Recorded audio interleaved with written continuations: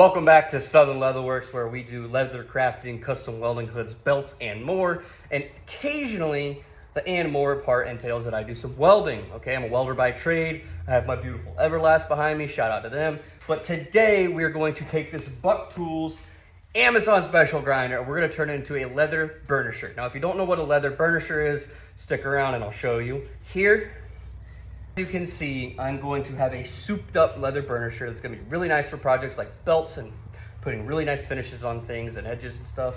So today we need to take this and we need to build a stand for it. We need to build a stand that's perfect for my height, something that I can screw down to the floor of my trailer, and something that I can add attachments to later, like a leather skiver and an edge beveler and stuff like that. So let's get started.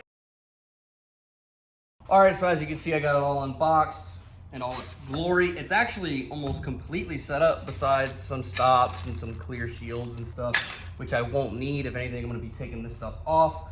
Really simple, off, on switch, your plug in, nothing to it, guys. It's pretty simple, pretty straightforward. I don't have the wooden wheels that you saw earlier with me at this time, so you will not get to see this yet, but in the meantime, we can just as easily build our base. Let's do it.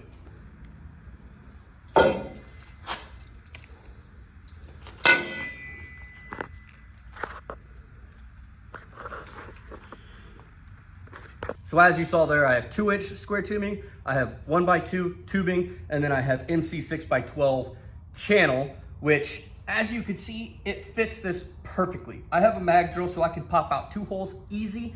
It's way more than I need. It's way overkill, but it works. It looks perfect. It lines up on either side. I'm happy with it. I'm gonna cut it down, and then I'm probably gonna cap on either end just to give it that nice finished look. But I see no reason why I can't use this. So yeah, let's get to cutting some material.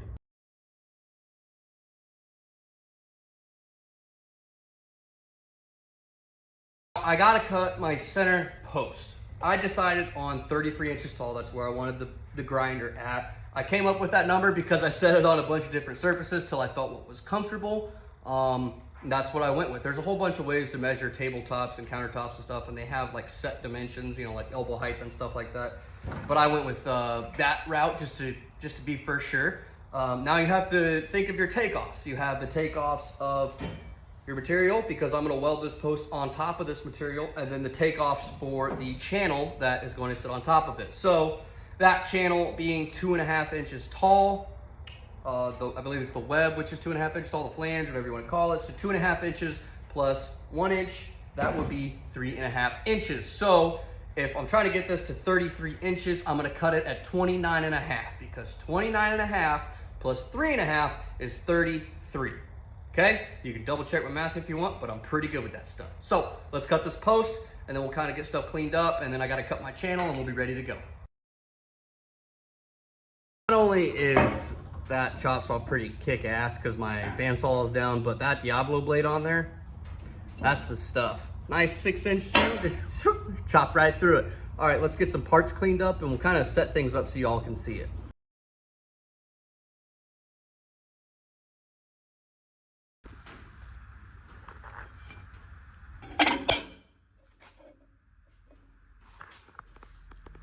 All right, so we're one step closer to having this, well, not welded up, but tacked up. Well, we got all our parts in front of us. They're all prepped, they're all clean enough to weld, clean enough to go. I'm pretty sure I have all my parts, and we're gonna break out the Fireball tool squares. We're gonna everything square and true. We're gonna fire up the big mean green there, Everlast 275 Lightning, and then we're gonna get to going.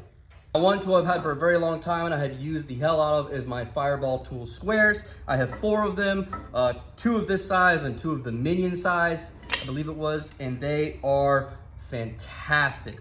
100% recommend. Put it on your top 10 list of things to get. Even if you just get one, you can clamp one piece, tack it, and move the jig around like I'm gonna do here, and it is well worth the money. Watch it happen. All right, so the goal here is to tack this, let it cool for a second, move to the other side, put the pieces in, tack that, get it all connected, put the center one in, tack that, and then work our way up to the post and the top. Let's do it.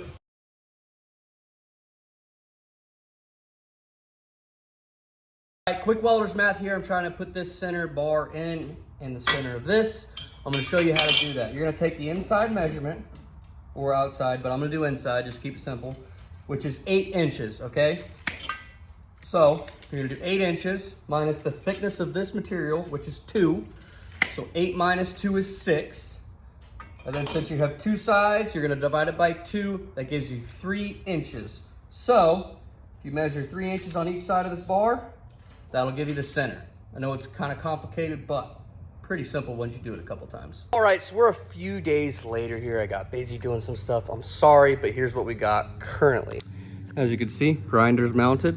Skiver is on top. The skiver is mounted on by a extension piece. Extension piece just welds on the back, comes up, goes over the top. That's where your skiver mounts. It'll be bolted down. It'll be nice. This is a nice compact way to save space. I mean, come on, look at it. It's all self-contained. So I'm gonna keep working and I will update you when I got something to update on. A really cool piece of hardware I wanted to show you guys is these weld-on nut type deals. They're made for these leveling feet that I use on a lot of my projects. So let me show you how they work. As you drill a 1/2 inch hole, however you decide to do that, you pop the insert in, you hold it there with whatever you want. What I do is I put one of the feet in there, screw it in all the way, then tack it, pull the feet out, you know, and spray it with some anti-spatter spray and whatnot so no BBs get on the threads, or you can soot it or do whatever you want, whatever your preferred way is.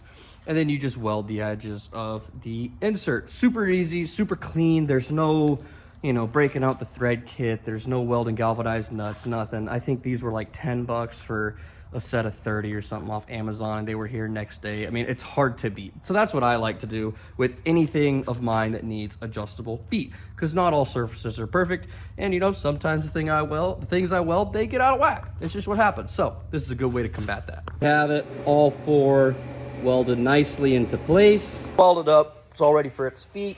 And I think now we're ready for paint. Well, there you go. You just kick your thing on. You can skiv your leather right here. It's great. Not a bad little device.